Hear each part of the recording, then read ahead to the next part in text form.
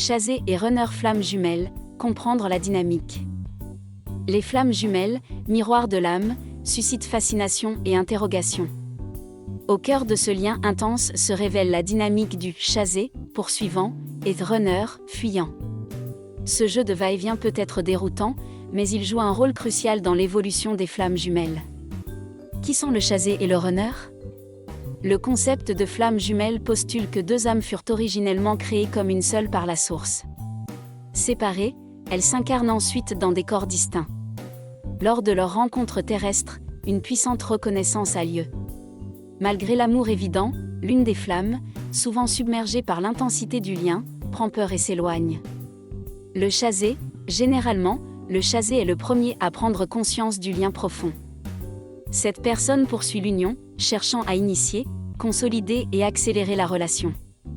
L'intuition, le besoin d'être avec son jumeau et une certitude intérieure les guident. Le runner, bien que ressentant souvent le lien tout aussi fort, le runner fuit, consciemment ou non. La peur de l'intimité, des blessures non guéries, le sentiment de ne pas mériter cet amour peuvent le pousser à des comportements de sabotage. Pourquoi cette danse du chat et de la souris ? Chaque flamme incarne des forces, mais aussi des vulnérabilités. Leur danse a un but profond. Déclencheur de guérison, la fuite du runner confronte douloureusement le chasé à ses blessures d'abandon, de rejet, etc. Ainsi se déclenche chez ce dernier un intense travail d'introspection.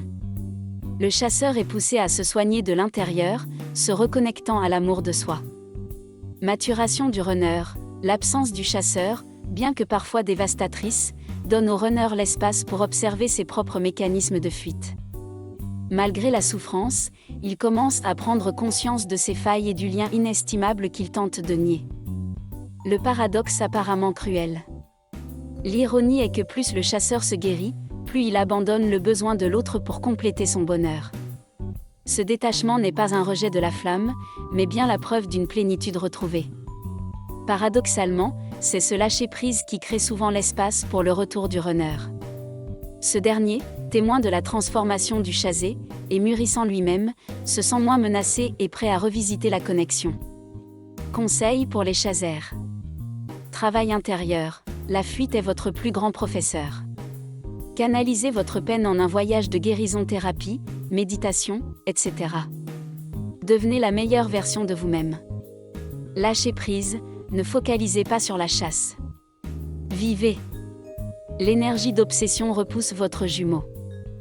Plus vous rayonnez, plus vous l'attirez. Confiance, ayez foi en ce lien, il est indestructible. Votre chemin ne passe pas forcément par une union à tout prix dans cette vie. L'important est votre propre croissance. Conseil pour les runners.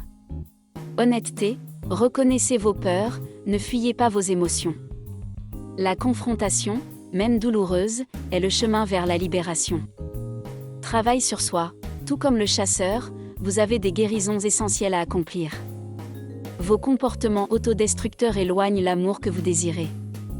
Communication, si possible, expliquez au chasseur, avec compassion, votre besoin d'espace.